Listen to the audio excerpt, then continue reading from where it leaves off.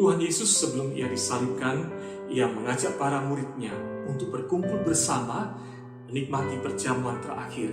Dalam Lukas 22 ayat 15 Tuhan Yesus berkata, "Aku sangat rindu makan Paskah ini bersama-sama kamu sebelum aku menderita." Lihat, Tuhan sangat rindu para murid mengalami kehangatan, keakraban hubungan dengan Tuhan sebelum Tuhan Yesus disalibkan. Karena setelah Tuhan Yesus disalibkan, para murid menghadapi beragam tantangan iman. Hari ini Tuhan Yesus juga rindu agar kita para murid juga mengalami hubungan yang akrab, hangat, dekat dengan Tuhan di tengah dunia yang penuh goncangan ini. Oleh sebab itu, di dalam rangka Jumat Agung dan Paskah kali ini, kita akan mengadakan saat teduh bersama tiap pagi mulai tanggal 29 Maret sampai tanggal 3 April pukul 6 pagi sampai 6.30 pagi. Mari Bapak Ibu sekalian, saya mengajak Anda untuk mengikuti bersama dan mengalami kehangatan hubungan bersama Tuhan. Tuhan memberkati.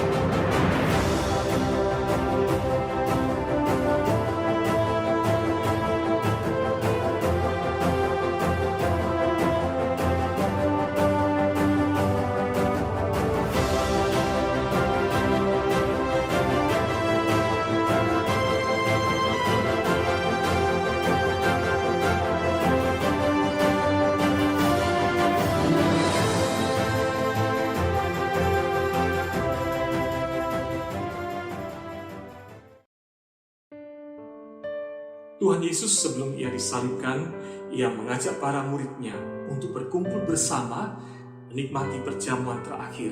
Dalam Lukas 22 ayat 15 Tuhan Yesus berkata, "Aku sangat rindu makan Paskah ini bersama-sama kamu sebelum aku menderita." Lihat, Tuhan sangat rindu para murid mengalami kehangatan, keakraban hubungan dengan Tuhan sebelum Tuhan Yesus disalibkan. Karena setelah Tuhan Yesus disalibkan, para murid menghadapi beragam tantangan iman. Hari ini Tuhan Yesus juga rindu agar kita para murid juga mengalami hubungan yang akrab, hangat, dekat dengan Tuhan di tengah dunia yang penuh goncangan ini.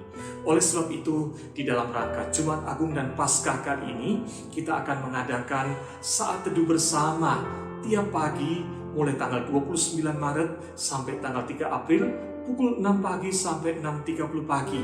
Mari Bapak Ibu sekalian, saya mengajak Anda untuk mengikuti bersama dan mengalami kehangatan hubungan bersama Tuhan. Tuhan memberkati.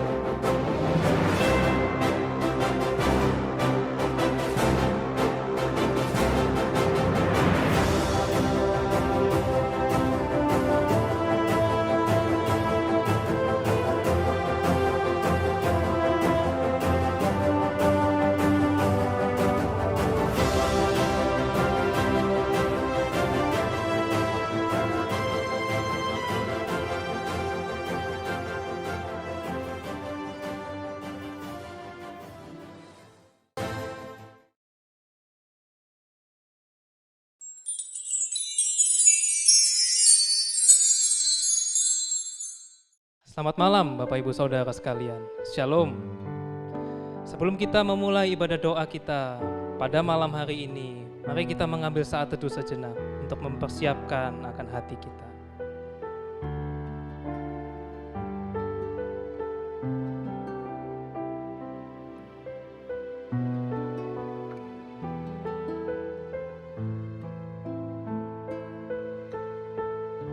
Tuhan, kami datang kepadamu pada malam hari ini dengan segala keberadaan kami. Ada begitu banyak doa yang ingin kami sampaikan kepadamu. Kami ingin menyanyi dan memuji Engkau Tuhan. Dan juga kami ingin mendengar akan suara-Mu. Tuhan, tolong akan rangkaian ibadah doa pada malam hari ini, sehingga dari awal hingga akhirnya Tuhan sertai jam-jam ke depan ini, agar sungguh Tuhan, melalui ibadah online seperti ini kami menjumpai juga akan Engkau. Terima kasih ya Tuhan. Di dalam nama Tuhan Yesus kami berdoa. Amin. Mari Bapak Ibu, di dalam kita mempersiapkan diri kita juga akan Jumat Agung dan Paskah. Kita menyanyikan Karena Salib-Mu, merenungkan kembali kasih Tuhan yang begitu besar bagi kita. Mari kita menyembah Tuhan dengan lagu ini.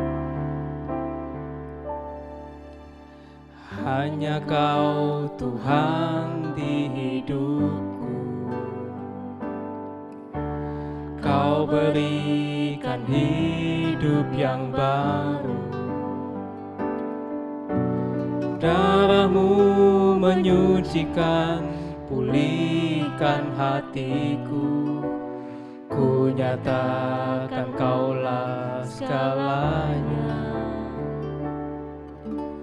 Engkaulah sumber pengharapan, kuasa-Mu sanggup menyembuhkan. Jiwaku pun berserah hanya kepadamu. Yesus, Kaulah segalanya. Karena salib-Mu ku hidup. Karena salib-Mu ku hidup. Karena salib-Mu ku menang. Engkau yang berkuasa, sanggup untuk melakukan mujizat-Mu. Karena salib-Mu ku hidup. Karena salib-Mu ku menang. Engkau yang berkuasa, sanggup untuk melakukan mujizat-Mu di hidupku. Mari sekali lagi Bapak Ibu, kita menyanyikan lagu ini. Hanya Kau Tuhan di hidupku. Hanya Kau Tuhan di hidupku.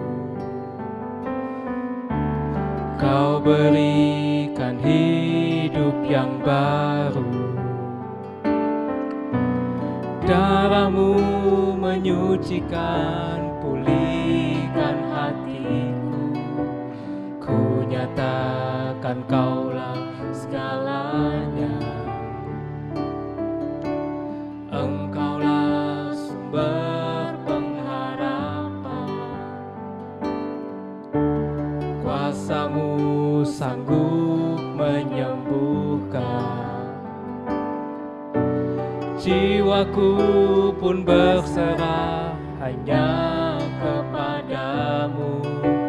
Yesus, Kaulah segalanya. Karena salib-Mu, karena salib-Mu ku hidup. Karena salib-Mu ku menang. Engkau yang berkuasa, sanggup untuk melakukan salibmu ku hidup, salibmu ku hidup, karena salibmu ku menang. Engkau yang berkuasa, sanggup untuk melakukan mujizat-Mu di hidupku.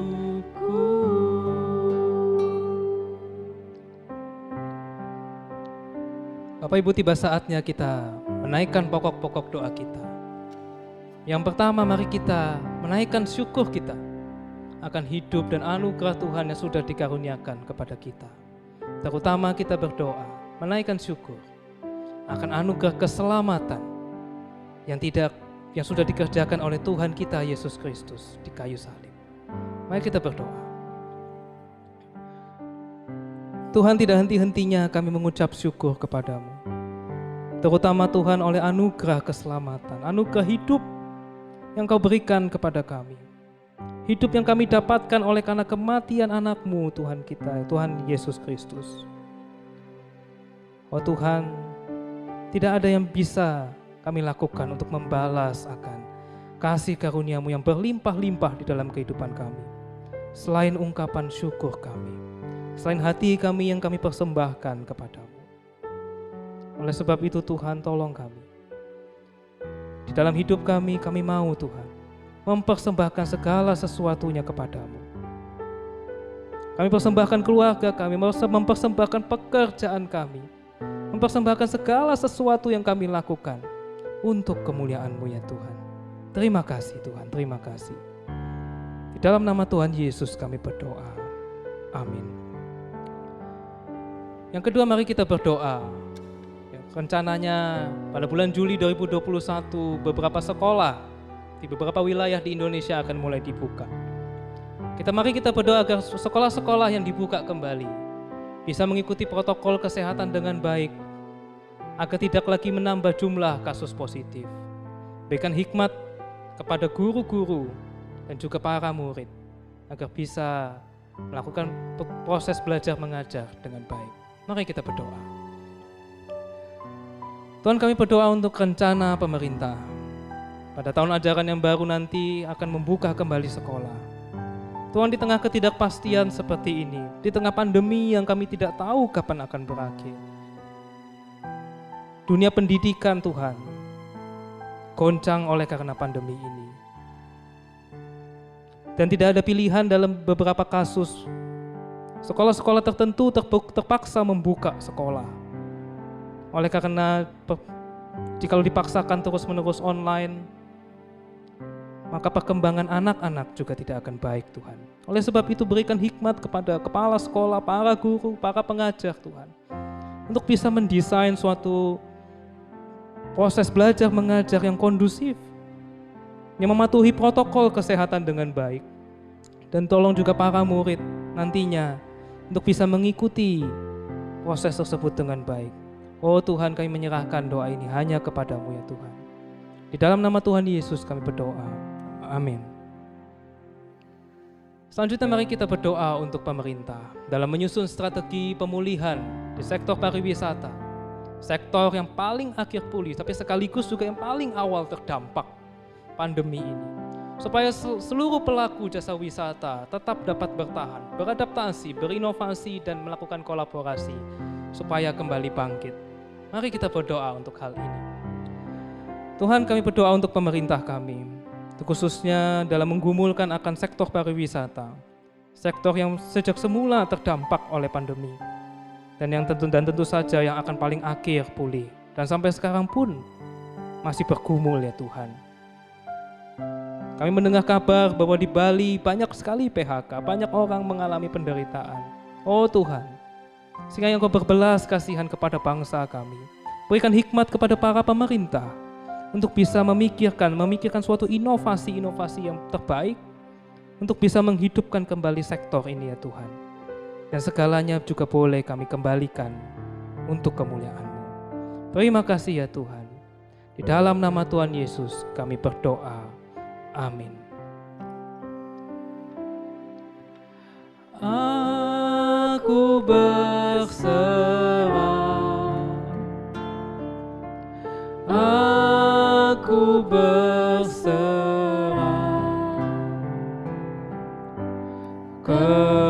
kepadamu Juru Selamat, aku berserah.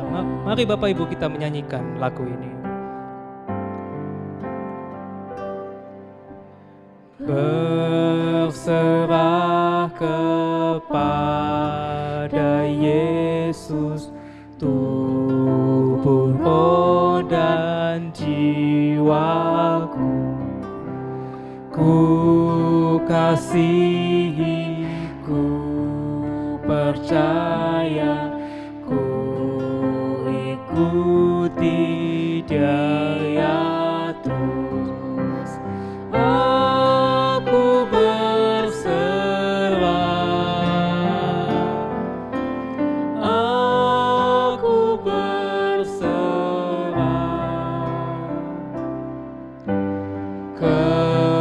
kepadamu Juru Selamat, aku berserah. Selanjutnya mari kita berdoa untuk keamanan bangsa kita Indonesia. Pada hari Minggu terjadi bom di kota Makassar, di depan sebuah gereja. Mari kita berdoa khususnya, keamanan khususnya di dalam masa-masa Prapaskah ini. Dan terutama Jumat Agung dan Paskah nanti. Agar sungguh-sungguh Tuhan berbelas kasihan kepada bangsa kita ini. Memberikan sebuah keamanan sehingga kita boleh beribadah, memperingati akan kematian dan kebangkitan Tuhan Yesus dengan suatu ketenangan. Mari kita berdoa untuk hal ini. Tuhan, kami terkejut ketika mendengar kabar bahwa di sebuah gereja, di depan sebuah gereja ada sebuah ledakan teroris. Tuhan, tolong kami untuk bisa bersikap dengan tepat. Kami tidak mau Tuhan takut berlebihan, tetapi tolong juga kami bisa waspada. Tapi terlebih Tuhan, sekiranya Engkau berbelas kasihan mengaruniakan keamanan kepada kami, agar di dalam rangkaian Jumat Agung dan Paskah ini, sungguh Tuhan, kami dengan ketenangan hati boleh mempersembahkan ibadah ini semua kepadamu. Sekiranya Engkau berbelas kasihan kepada bangsa ini. Di dalam nama Tuhan Yesus kami berdoa. Amin. Selanjutnya mari kita berdoa untuk negara tetangga kita Myanmar yang dalam kondisi mencekam Bapak Ibu.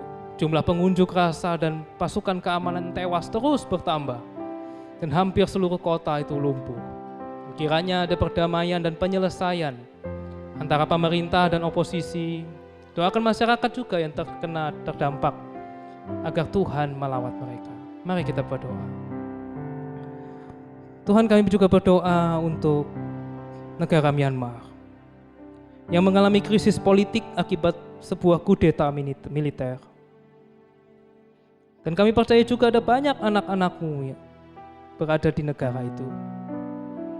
Tuhan, berbelas kasihan jugalah kepada bangsa itu, agar sekiranya perdamaian boleh terjadi, agar sekiranya kasih Kristus juga boleh dialami oleh negara itu. Tuhan, berikanlah hikmat Tuhan kepada para stakeholder, para pemerintah yang memimpin.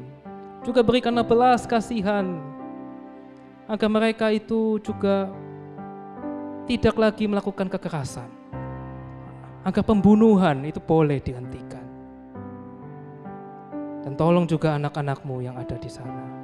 Terima kasih Tuhan. Di dalam nama Tuhan Yesus kami berdoa dan bersyukur. Amin. Dan yang terakhir mari kita berdoa untuk jemaat-jemaat dari gereja kita yang sakit. Mungkin Bapak Ibu ada mengenal rekan-rekan Bapak Ibu yang menderita kelemahan tubuh. Nah, sekiranya Tuhan juga boleh melawat mereka, menyembuhkan mereka, agar sekiranya boleh juga kembali beraktivitas dengan baik. Mari kita berdoa untuk hal ini. Tuhan, kami menyerahkan Tuhan akan jemaat, anggota gereja-Mu yang mengalami kelemahan tubuh, mengalami sakit penyakit. Tuhan, kami menyerahkan hal ini Tuhan. Oleh karena kami tahu keterbatasan kami, keterbatasan tubuh kami, keterbatasan dokter, keterbatasan daripada alat-alat medis. Tapi sekiranya kami boleh membawa pergumulan-pergumulan akan sakit ini kepadamu Tuhan, karena Engkau adalah Allah yang ajaib. Engkau adalah Allah yang mampu menyembuhkan. Sekarang Engkau juga boleh memakai semua dokter dan peralatan medis tersebut, menyembuhkan rekan kami, saudara kami, agar mereka juga kembali boleh beraktivitas dan melayani Engkau bersama-sama dengan kami. Di dalam nama Tuhan Yesus kami berdoa. Amin. Saya memberi waktu kepada Bapak Ibu yang memiliki pergumulan untuk berdoa secara pribadi. Musik akan mengiringi doa pribadi.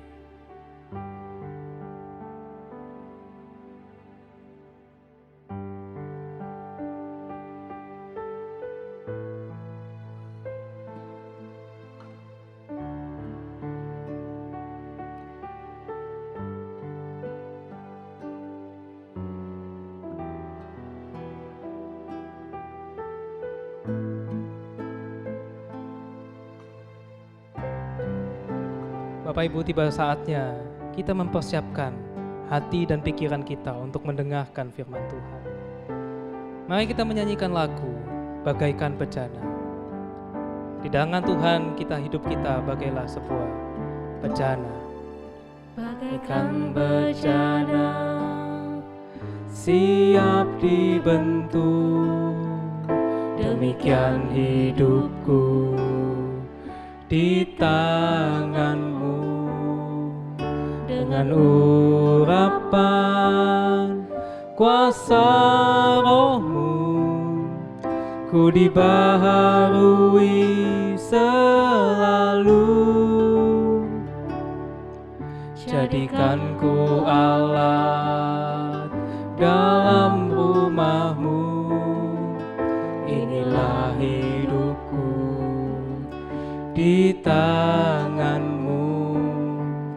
Bentuklah turut kehendakmu, pakailah sesuai rencanamu.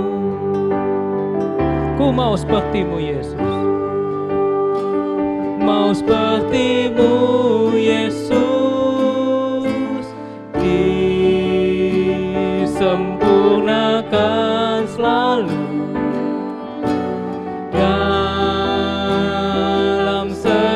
Jalanku memuliakan namamu. Ku mau sepertimu Yesus, ku mau sepertimu Yesus, disempurnakan selalu. Dalam segenap jalanku memuliakan namamu, memuliakan namamu. Firman Tuhan akan disampaikan oleh Guru Injil Rebeka.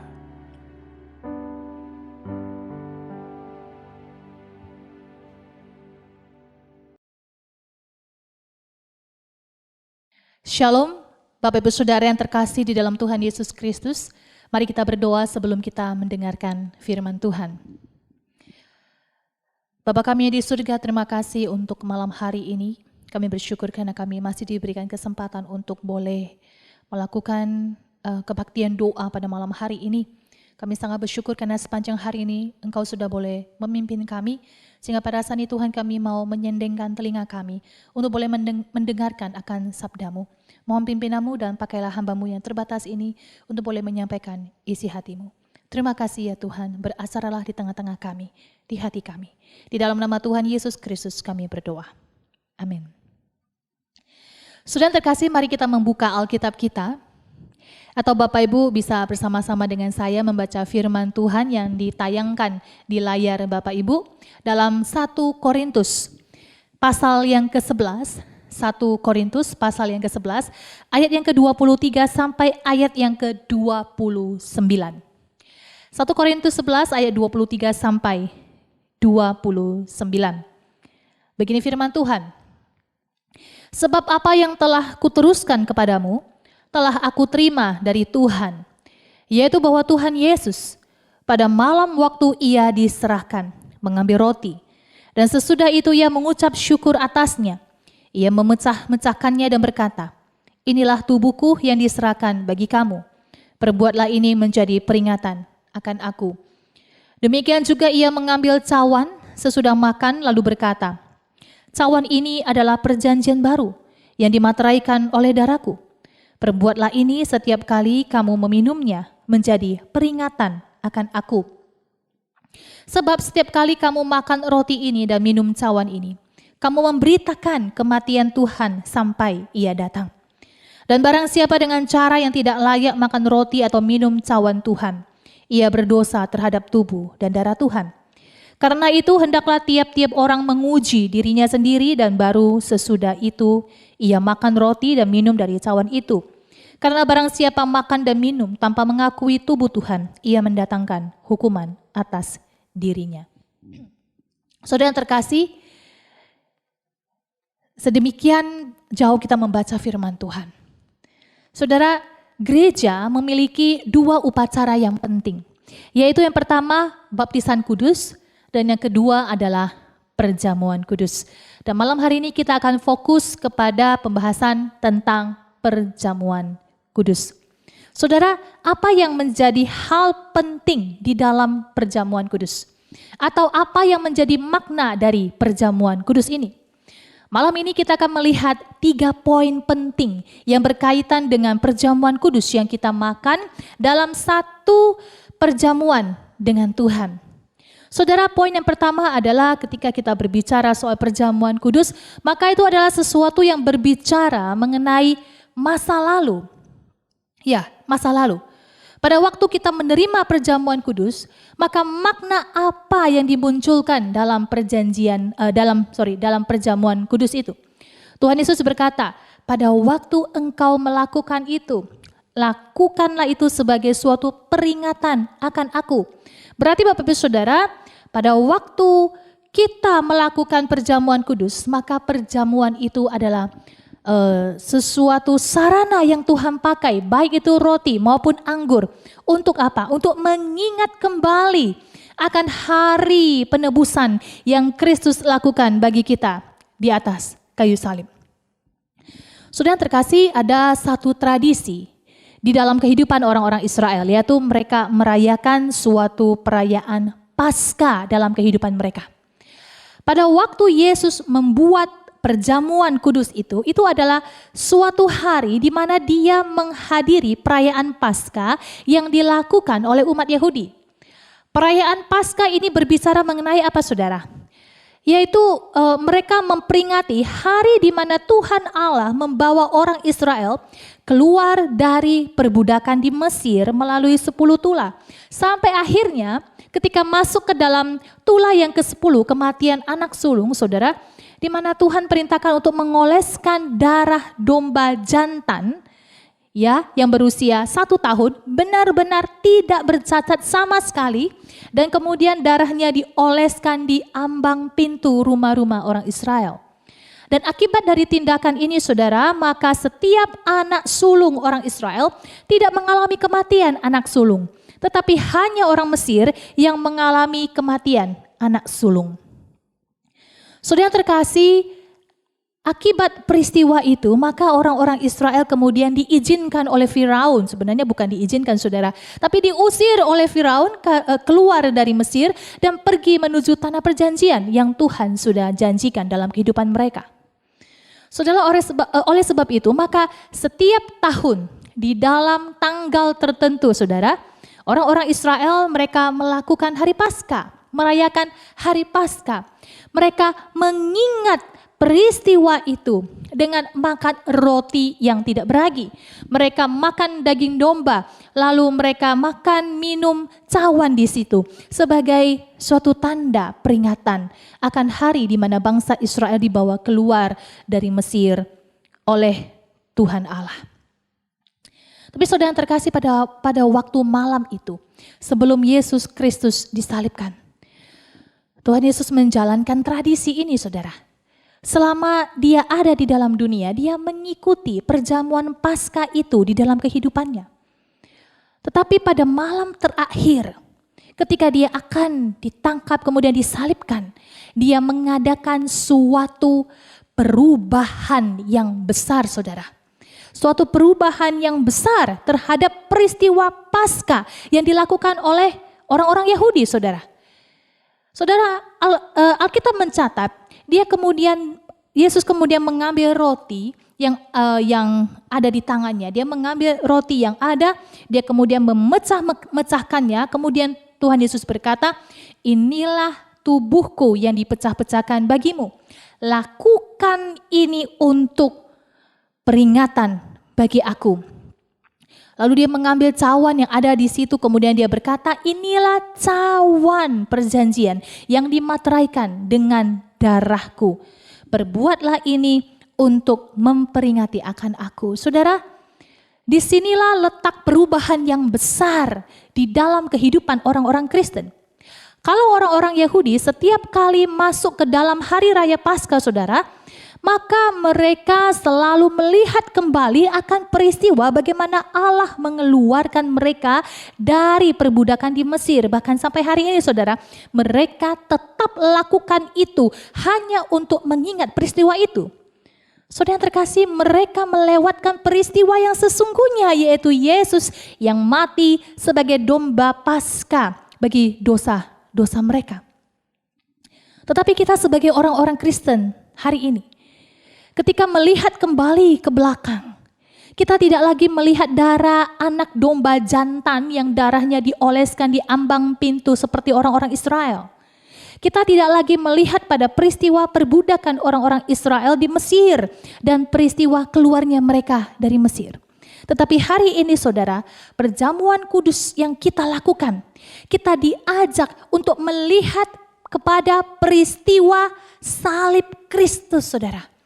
Di mana disaliblah Tuhan Yesus ditinggikan. Tubuhnya dipecah-pecahkan untuk menebus dosa kita. Darahnya dicurahkan untuk menebus dosa-dosa kita. Itulah yang menjadi satu peringatan yang harus kita kenang dan kita ingat kembali ketika kita menjalankan perjamuan kudus dalam hidup kita sebagai orang percaya. Saudara terkasih, ini adalah berita Injil yang dikabarkan melalui salib. Satu berita yang menyatakan kemuliaan Tuhan dan kuasa Tuhan untuk menebus dosa-dosa manusia. Oleh sebab itu, pada waktu kita memakan roti dan meminum anggur perjamuan itu, seharusnya kita mengingat kembali. Kita mengenang kembali peristiwa penyelamatan dan penebusan yang Allah lakukan melalui Yesus Kristus di dalam kehidupan kita. Sesuatu usaha yang tidak mungkin kita bisa peroleh dengan kemampuan diri kita sendiri. Saudara, hari ini teknologi dunia semakin berkembang, bukan?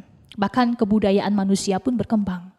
Tetapi ada satu hal yang manusia tidak pernah berkembang menuju sesuatu yang baik dan lebih baik, yaitu apa, saudara?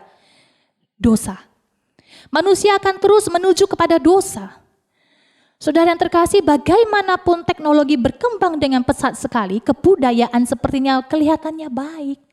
Namun tidak ada satupun manusia yang bisa menyelamatkan hidup mereka dari kematian.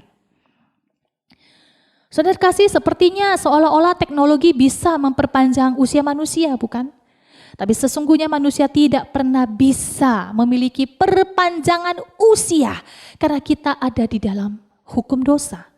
Dan dosa yang membawa kita kepada hukuman yang kekal. Saudara terkasih, kita tidak sanggup untuk menjalankan hidup dengan kemampuan dan kekuatan diri kita sendiri.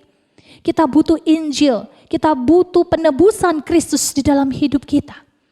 Dan ini yang Tuhan inginkan, saudara, kita ingat selalu setiap kali kita melakukan perjamuan kudus dalam kehidupan kita sebagai orang percaya. Saudara, ini hal yang penting sekali.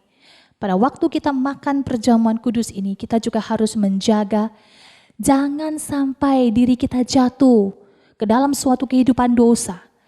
Perjamuan kudus adalah untuk mengingat akan penebusan Kristus, kematian Kristus di atas kayu salib.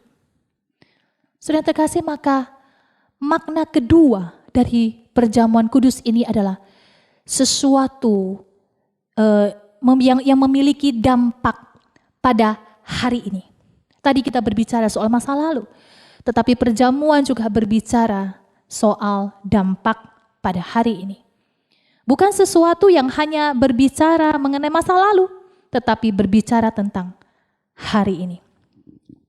Saudara terkasih, perjamuan kudus memiliki signifikan dalam kehidupan rohani kita sebagai anak-anak Tuhan. Oleh sebab itu, saudara, di dalam perikop yang kita baca tadi, Rasul Paulus berkata, lakukanlah ini untuk memberitakan kematianku sampai Yesus datang kembali. Saudara, lakukanlah ini untuk memperingati Kristus sampai Ia datang kembali. Itu berarti pada waktu kita melakukan perjamuan kudus, dari sisi kita, mungkin kita adalah orang yang mengingat kembali ke masa lalu, tetapi juga pada waktu kita melakukan perjamuan kudus, itu mengandung dua aspek lain. Kita memproklamirkan akan kematian Kristus di kayu salib bagi orang lain yang melihat kita memakan perjamuan kudus. Selain itu, kita juga menjadi orang yang memberitakan bukan hanya kematian Tuhan Yesus, tetapi Dia juga yang adalah Kristus yang bangkit dari kematian. Lalu sekarang naik ke surga, duduk di sebelah kanan Allah Bapa, dan Dia akan datang kembali. Saudara, jadi ini adalah suatu berita yang besar dari kehidupan orang Kristen. Ketika kita makan roti, ketika kita minum anggur perjamuan kudus, suatu berita proklamasi bagi manusia berdosa akan apa yang Kristus lakukan untuk menebus dosa-dosa manusia. Dan satu hal lagi, untuk mengingatkan kita bahwa ketika kita menerima perjamuan kudus, sebenarnya kita sedang bersekutu di hadapan Kristus sendiri, yaitu Tuhan Allah kita. Saudara, ada faktor persekutuan di dalam perjamuan kudus.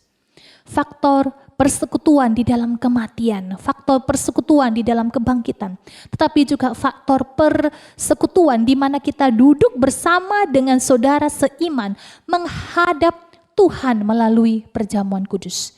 Dan kita ada di hadirat Tuhan ketika kita menerima perjamuan kudus melalui roti dan anggur yang kita makan dan minum. Saudara, seandainya suatu hari kita menerima sebuah undangan yang istimewa, saudara, dan undangan yang kita terima adalah undangan kenegaraan, undangan dari Bapak Presiden. Saudara, kira-kira apa yang akan kita lakukan? Bukankah kita akan sangat senang? Karena enggak semua orang bisa mendapat kesempatan untuk bertemu dengan Bapak Presiden di Istana Negara, bukan? Pastinya kita akan mulai mempersiapkan segala sesuatu dari ujung kaki sampai ujung kepala, saudara, supaya apa? Supaya tampil baik dan sesopan mungkin. Saudara masih ingat dengan perumpamaan tentang perjamuan kawin dalam Matius 22? Suatu perumpamaan ketika ada orang yang diundang datang, ada orang yang tidak memakai pakaian perjamuan, orang itu akan diusir oleh Tuhan dari perjamuan tersebut. Saudara, kita perlu perhatikan apa yang kita pakai. Ini berarti pada waktu kita masuk ke dalam meja perjamuan, pada waktu kita hadapi hadirat Tuhan Allah itu sendiri, kita tidak sembarangan di dalam memakan perjamuan itu dan minum cawan perjamuan itu. Saudara lihat, pada waktu orang-orang Korintus makan dan minum secara sembarangan, mereka dihukum oleh Tuhan Allah. Berarti di dalam kita makan dan minum perjamuan kudus, saudara, ada faktor kehadiran dari dalam diri kita dan hati kita di hadapan Yesus Kristus. Saudara, hal lain dari perjamuan kudus yang berdampak pada masa kini adalah pada waktu kita menerima perjamuan kudus, perjamuan kudus juga menjadi sarana pertumbuhan iman kita. Saudara, Paulus berkata di sini, pada waktu engkau makan roti dan minum cawan itu, apa yang harus kita lakukan? Di ayat yang ke-28 dan ayat yang ke-29 di sana dikatakan, karena itu hendaklah tiap-tiap orang menguji dirinya sendiri, dan baru sesudah itu ia makan roti dan minum dari cawan itu. Karena barang siapa makan dan minum tanpa mengakui tubuh, ia mendatangkan hukuman atas dirinya. Saudara terkasih, Rasul Paulus dia meminta kita untuk menguji kondisi rohani kita seperti apa. Apakah kita adalah orang yang layak untuk menerima atau tidak layak untuk menerima perjamuan? Apakah kita adalah orang yang kudus atau masih hidup di dalam suatu kehidupan yang berdosa dalam kehidupan kita? Apakah kita sungguh-sungguh pribadi yang beriman kepada Kristus yang adalah Tuhan dan Juru Selamat? Atau kita hanya mempermainkan Tuhan dalam kehidupan kita sebagai orang yang mengatakan diri Kristen, orang percaya, tapi kita menyangkali kuasa kematian dan kebangkitan Kristus di dalam kehidupan kita. Saudara terkasih, perjamuan kudus harus dilakukan dan diterima oleh orang-orang Kristen yang sungguh-sungguh percaya Tuhan Yesus sebagai Tuhan dan Juru Selamat. Khususnya di kalangan Injilis, saudara harus sudah terlebih dahulu menerima baptisan dewasa, baru kemudian boleh mengikuti perjamuan kudus. Kalau kita biarkan orang-orang yang tidak percaya makan perjamuan kudus, saudara, itu berarti kita membiarkan orang-orang itu menghina kematian dan kebangkitan Kristus untuk dosa, sedangkan mereka masih hidup di dalam dosa dan dalam ketidakpercayaan mereka. Oleh sebab itu, saudara, Paulus di sini mengatakan kita perlu menguji iman kita. Kita perlu menguji rohani kita di hadapan Tuhan sebelum kita menerima perjamuan itu. Apakah kita memiliki kekudusan hidup? Saudara, Tuhan Yesus sendiri pernah berkata, tidak ada seorang pun yang benar, tidak ada seorang pun yang kudus dan yang layak di hadapannya. Betul saudara, kita semua adalah orang-orang berdosa yang tidak layak di hadapan Allah. Saudara, tanpa Kristus kita tidak mungkin bisa berdiri di hadapan Allah dan berbagian di dalam perjamuan kudus. Karena itu melalui doa, melalui perendahan diri kita, dan mempercayakan hidup di dalam tangan Kristus untuk menebus kita, itulah yang menjadi faktor utama yang harus ada di dalam kita menguji hati kita dan untuk menerima perjamuan kudus. Saudara yang terakhir, perjamuan kudus memiliki makna bukan hanya masa lalu, bukan hanya untuk masa sekarang, tetapi berbicara juga soal masa depan, masa yang akan datang. Berbicara mengenai suatu penantian, berbicara suatu pengharapan akan kedatangan Kristus yang kedua kali. Dan kita ada bersama-sama dengan Kristus menyantap perjamuan itu di meja Tuhan. Itu sebabnya saudara, pada waktu kita makan perjamuan dan minum cawan, makan roti dan minum anggur dari cawan, maka kita bukan hanya melihat ke belakang saudara. Kita bukan hanya lihat dampaknya yang sekarang, tetapi perjamuan itu memberikan kita kekuatan, memberikan kita dorongan untuk menantikan janji Tuhan bahwa di dalam Kristus kita akan bersama-sama dengan Dia di dalam sorga dan menikmati kekekalan bersama-sama dengan Kristus. Saudara yang terkasih, ini adalah hal yang indah sekali, bukan? Kita buka Matius untuk membaca lebih lengkap. Kita buka Matius 26. Matius 26 ayatnya yang ke-26 sampai 29. Berkata demikian saudara.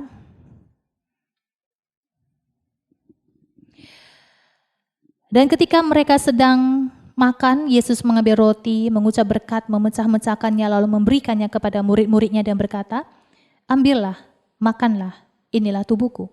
Sesudah itu ia mengambil cawan, mengucap syukur, lalu memberikannya kepada mereka dan berkata, minumlah kamu semua dari cawan ini. Sebab inilah darahku, darah perjanjian yang ditumpahkan bagi banyak orang untuk pengampunan dosa. Akan tetapi, aku berkata kepadamu, mulai dari sekarang, aku tidak akan minum lagi hasil pokok anggur ini, sampai pada hari aku meminumnya, yaitu yang baru, bersama-sama dengan kamu dalam kerajaan Bapakku. Saudara yang terkasih, sesudah itu dikatakannya mengambil cawan bukan, dan mengucap syukur, memberikannya kepada mereka, dan berkata seperti yang tadi kita sudah bacakan. Jadi saudara, ada aspek masa depan yang akan kita alami. Ada suatu pengharapan, ada kekuatan yang senantiasa memperbaharui iman kita dan menguatkan iman kita untuk menantikan kedatangan Kristus yang pasti itu. Saudara, ini yang menjadi hal yang perlu kita pahami, saudara. Yang perlu kita gumulkan, kita perlu renungkan bersama-sama dan kita imani setiap kali kita menerima perjamuan kudus. Saudara yang terkasih dalam Kristus, hari Jumat nanti, beberapa hari, 2 hari lagi saudara, kita akan kembali diundang untuk menghampiri meja perjamuan dalam ibadah online Jumat Agung di rumah kita masing-masing. Saudara, walaupun kita melakukannya secara online, itu tidak mengurangi makna dari perjamuan kudus. Karena hari ini kita memang dikondisikan harus beribadah di rumah karena COVID, saudara. Oleh sebab itu, ketika kita nanti di dalam ibadah online masuk ke dalam meja perjamuan, maka di tempat Bapak Ibu sekalian, lakukanlah dengan kesungguhan hati kita. Siapkan diri kita dengan baik. Kemudian kita mengingat akan karya keselamatan Tuhan Yesus di atas kayu salib yang telah menebus segala dosa dan pelanggaran kita. Dan melihat ke masa depan, yaitu ada penantian, ada pengharapan yang pasti akan kedatangan Tuhan Yesus yang kedua kalinya. Di mana di saat itulah saudara, di dalam kekekalan itulah saudara, kita akan bersama-sama menikmati perjamuan di meja Tuhan. Saudara, mari sebagai anak-anak Tuhan, sebagai orang-orang percaya, biar firman Tuhan yang kita dengarkan hari ini tidak berlalu begitu saja. Kita dengarkan, kita tanam di dalam hati kita, dan kita lakukan. Kiranya nama Tuhan ditinggikan dan dipermuliakan. Mari kita berdoa. Bapa di dalam surga, terima kasih untuk penyertaan-Mu kepada kami. Terima kasih di mana kami setiap kali kami diundang untuk masuk ke dalam perjamuan. Kami diajar untuk mengingat kembali akan karya keselamatan melalui Tuhan Yesus Kristus. Karya penebusan yang begitu luar biasa bagi kami orang-orang yang berdosa. Sehingga melalui salib-Mu ya Tuhan, kami memperoleh hidup. Dan oleh sebab itu Tuhan kami bersyukur. Hari ini kami diingatkan untuk kami lebih serius, untuk kami lebih sungguh-sungguh melihat betapa pentingnya perjamuan kudus di dalam kehidupan kami sebagai orang percaya.